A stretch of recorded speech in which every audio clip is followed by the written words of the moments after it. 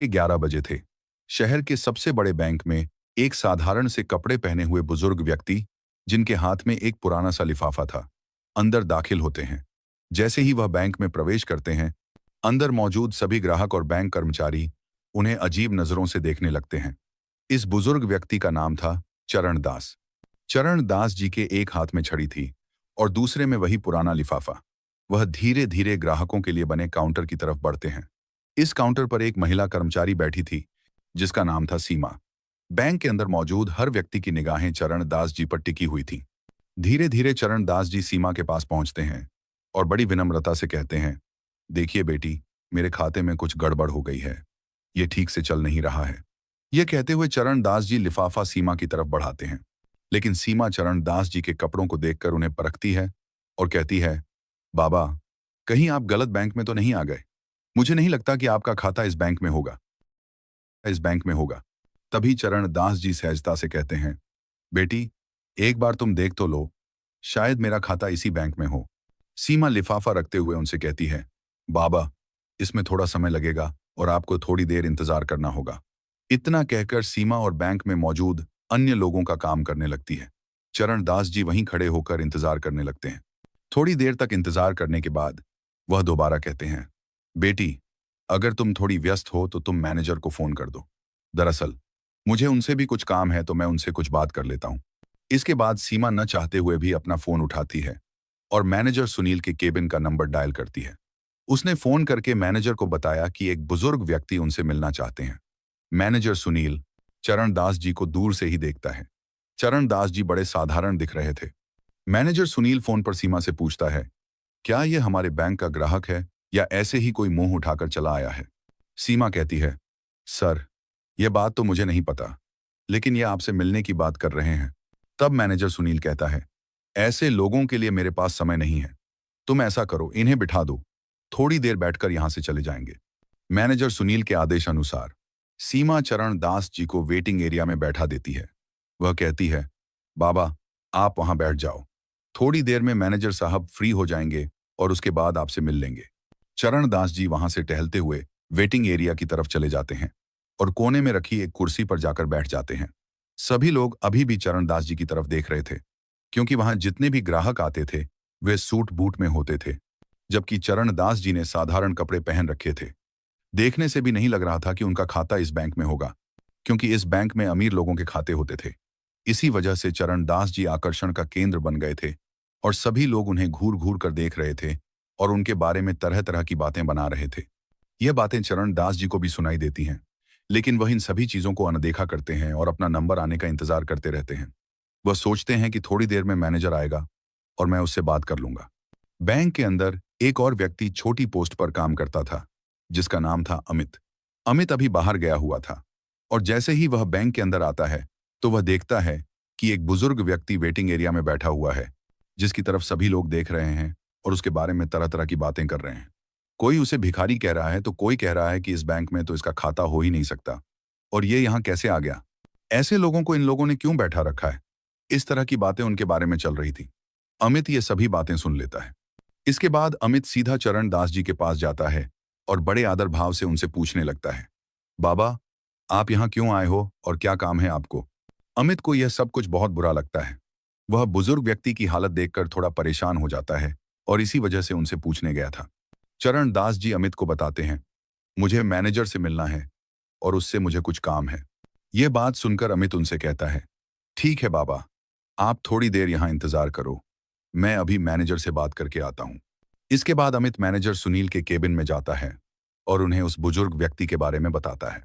लेकिन मैनेजर सुनील पहले से ही उस बुजुर्ग व्यक्ति के बारे में जानता था और कहने लगता है, मुझे पता है, मैंने ही उसे वहां बिठा रखा है, थोड़ी देर वहां बैठेगा और बैठने के बाद वहां से चला जाएगा। इसके बाद मैनेजर सुनील अमित को कोई और काम बता देता है और कहता है, तुम अपना काम कर लो और तुम्हें इस चीज से कोई मतलब नहीं है। अब अमित दूसरे काम में लग जाता है और धीरे धीरे उस बुजुर्ग व्यक्ति को वहां बैठे हुए लगभग 1 घंटा हो गया था। 1 घंटे तक बुजुर्ग व्यक्ति अपना धैर्य रखते हैं, लेकिन उसके बाद उन्हें यह बात सहन नहीं होती। वह खड़े होते हैं और मैनेजर सुनील के केबिन की तरफ बढ़ने लगते हैं। जैसे ही वह मैनेजर सुनील के केबिन की तरफ बढ़ते हैं, मैनेजर देखता है कि वह बुजुर्ग व्यक्ति उसके पास ही आ रहा है। तो वह फौरन अपने केबिन से बाहर निकलता है और उस बुजुर्ग व्यक्ति के सामने खड़ा हो जाता है और अकड़ते हुए पूछने लगता है, हाँ बाबा, बताइए आपको क्या काम है। चरणदास जी अपना लिफाफा आगे बढ़ाते हुए कहने लगते हैं, बेटा, ये देखो, मेरे बैंक अकाउंट की डिटेल इसके अंदर है और मेरे बैंक अकाउंट से कोई भी लेन देन नहीं हो पा रही है। आप देखकर ये बताइए कि इसमें क्या दिक्कत है। अब इस बात को सुनकर मैनेजर सुनील थोड़ी देर तक सोच विचार करता है और कहता है, बाबा, जब किसी बैंक अकाउंट में पैसे नहीं रहते तो ऐसा ही हो जाता है। मेरे ख्याल से आपने भी अपने अकाउंट में पैसे जमा नहीं करवाए होंगे और इसी वजह से आपके अकाउंट की लेन देन रोक दी गई है। इसके बाद बुजुर्ग व्यक्ति बड़े ही विनम्र भाव से कहने लगते हैं, बेटा, पहले तुम एक बार अकाउंट को चेक तो कर लो, उसके बाद ही कुछ मुझे बताओ तो ही अच्छा रहेगा। इस तरह से तुम कैसे बता सकते हो। तो मैनेजर सुनील हंसने लगता है और हंसते हुए कहता है, बाबा, ये सालों का अनुभव है और सालों से मैंने यही काम किया है। आप जैसे लोगों की शक्ल को देखकर मैं बता देता हूं कि कौन व्यक्ति किस तरह का है, किसने अपने अकाउंट में कितना पैसा जमा किया होगा। तो आपके अकाउंट में तो मुझे कुछ भी दिखाई नहीं दे रहा और मैं चाहता हूं कि अब आप यहां से चले जाओ। सभी ग्राहक आपकी तरफ देख रहे हैं और बैंक के अंदर एक अलग तरह का माहौल बन रहा है। इसके बाद चरणदास जी उस लिफाफे को उसकी टेबल पर रखते हैं और कहते हैं, ठीक है बेटा, मैं तो चला जाऊंगा, लेकिन तुम इस लिफाफे में जो भी डिटेल लिखी हुई है उनको एक बार जरूर देख लेना। ऐसा कहकर चरणदास जी वहां से जाने लगते हैं और जाते जाते जैसे ही वह गेट पर पहुंचते हैं तो फौरन मुड़कर कहते हैं, बेटा, तुम्हें यह सब कुछ करने का बहुत बुरा नतीजा भुगतना पड़ेगा। ऐसा कहकर चरणदास जी बैंक के मुख्य द्वार से बाहर निकल गए और टहलते टहलते वहां से चले जाते हैं। इसके बाद जब मैनेजर सुनील को यह बात सुनाई देती है कि तुम्हें बहुत कुछ भुगतना पड़ेगा, तो थोड़ा सा तो उसे लगता है, लेकिन फिर वह सोचता है कि बुढ़ापे में ऐसे ही कह दिया होगा, कोई भी कैसी भी दिक्कत नहीं है। मैनेजर सुनील अपने काम पर चला जाता है। इधर टेबल पर वह लिफाफा पड़ा हुआ था जिस लिफाफे के अंदर बुजुर्ग व्यक्ति के बैंक अकाउंट की डिटेल थी। इसके बाद जो अमित होता है वहां से उस लिफाफे को उठा लेता है और अपने कंप्यूटर के सर्वर में लॉगिन करके उस लिफाफे के अंदर दी गई जानकारी के हिसाब से ढूंढने लगता है। ढूंढने के बाद जब पुराना रिकॉर्ड खंगाला जाता है तो उसे पता चलता है कि यह जो व्यक्ति यहां पर आया था यह इस बैंक का एक तरह से मालिक ही है, क्योंकि इस बैंक के 60% शेयर इनके पास ही हैं। अब इस बात को सुनकर वह बड़ा ही हैरान होता है और भी अच्छी तरह से उस डिटेल को पढ़ने लगता है। तो डिटेल को पढ़ने के बाद वह पूरी तरह से कंफर्म हो जाता है कि यह इस बैंक के मालिक ही हैं। इसके बाद अमित उस रिपोर्ट की कॉपी निकालता है और कॉपी निकालकर बैंक मैनेजर सुनील के पास जाने लगता है। बैंक मैनेजर सुनील अपने केबिन में किसी अमीर ग्राहक से बात कर रहे थे और उन्हें तरह तरह की स्कीमें बता रहे थे। इसके बाद अमित में आई कम इन करके केबिन के अंदर आने लगता है। बैंक मैनेजर सुनील उसे इशारा करता है और इशारे से पूछने लगता है कि किस लिए तुम यहां पर आए हो। उसके बाद जो अमित होता है वह इशारों से ही बता देता है कि यह एक रिपोर्ट है जो उस व्यक्ति की है जो वहां पर आया था और आपने उसे ऐसे ही यहां से भेज दिया। आप एक बार इस पर नजर डाल लेंगे तो अच्छा रहेगा। ऐसा कहकर अमित ने वह रिपोर्ट मैनेजर साहब की टेबल पर रख दी थी। लेकिन तभी जो मैनेजर साहब होते हैं अपने उस ग्राहक से थोड़ी देर के लिए एक्सक्यूज लेते हैं और कहते हैं, देखो भाई अमित, हमारे पास ऐसे वैसे लोगों के लिए समय नहीं है। इसके बाद अमित बड़े आदर भाव से मैनेजर साहब से कहने लगता है, अगर आप इसको एक बार देख लें तो बड़ा ही अच्छा रहेगा। लेकिन जो मैनेजर सुनील है वह उस रिपोर्ट को आगे की तरफ सरकाते हुए कहता है, मुझे इसको नहीं देखना और मुझे ऐसे ग्राहकों में कोई भी दिलचस्पी नहीं है। ऐसा कहकर उसने रिपोर्ट को अमित की तरफ बढ़ा दिया था और अमित उस रिपोर्ट को वहां से लेकर अपने काम में लग जाता है। बैंक के अंदर का माहौल अब शांत हो गया था। सभी लोग अपने काम में लग गए थे और धीरे धीरे शाम हो जाती है। चरणदास जी की वापसी। दूसरे दिन उसी समय पर जिस समय पर चरणदास जी आए थे उसी समय पर फिर से आते हैं, लेकिन आज उनके साथ एक सूट बूट वाला व्यक्ति था जिसके हाथ में एक ब्रीफकेस भी था। अंदर आने के बाद वहां पर सभी लोगों का ध्यान अपनी तरफ खींचते हैं। इसके बाद वह मैनेजर सुनील को अपनी तरफ आने का इशारा करते हैं तो मैनेजर भी डरते हुए अपने केबिन से निकलकर चरणदास जी के सामने आकर खड़ा हो जाता है। तभी चरणदास जी मैनेजर सुनील से कहते हैं, मैनेजर साहब, मैंने आपसे कहा था ना कि यह बात आपको बहुत भारी पड़ेगी। आपने जो कुछ भी कल मेरे साथ किया था वह बिल्कुल भी बर्दाश्त के लायक नहीं है, तो अब आप अपनी सजा भुगतने के लिए तैयार हो जाइए। इस बात को सुनकर मैनेजर सुनील थोड़ा सा बौखला जाता है, लेकिन फिर वह सोचता है कि क्या सजा मुझे दे सकते हैं, भला मेरे साथ क्या कर सकते हैं। उसके बाद चरणदास जी कहते हैं, तुम्हें मैनेजर के पद से हटाया जा रहा है और तुम्हारी जगह इस बैंक में काम करने वाले अमित को मैनेजर बनाया जा रहा है और तुम्हें फील्ड का काम देखना होगा। इस बात को सुनकर मैनेजर सुनील थोड़ा सा बौखला जाता है और वह कहने लगता है, आप होते कौन हो मुझे इस तरह से हटाने वाले? तो चरण दास जी कह देते हैं, मैं इस बैंक का एक तरह से मालिक ही समझ लो, क्योंकि 60% शेयर वैल्यू मेरे पास है और मैं चाहूं तो तुम्हें हटा भी सकता हूं और किसी और को तुम्हारी जगह लगा भी सकता हूं। ये बात सुनकर बैंक के अंदर जितने भी कर्मचारी थे और जो कुछ ग्राहक कल भी इस बैंक के अंदर आए थे और आज भी आए थे, वह सभी लोग एकदम से हैरान हो जाते हैं और चरण दास जी की तरफ फटी की फटी निगाहों से देखने लगते हैं। इसके बाद वह व्यक्ति जो चरण दास जी के साथ आया था, वह अपने उस सूटकेस को खोलता है और उसमें से एक डॉक्यूमेंट निकालता है जो कि अमित की पदोन्नति प्रमोशन का था। उसे एक बैंक मैनेजर बना दिया गया था।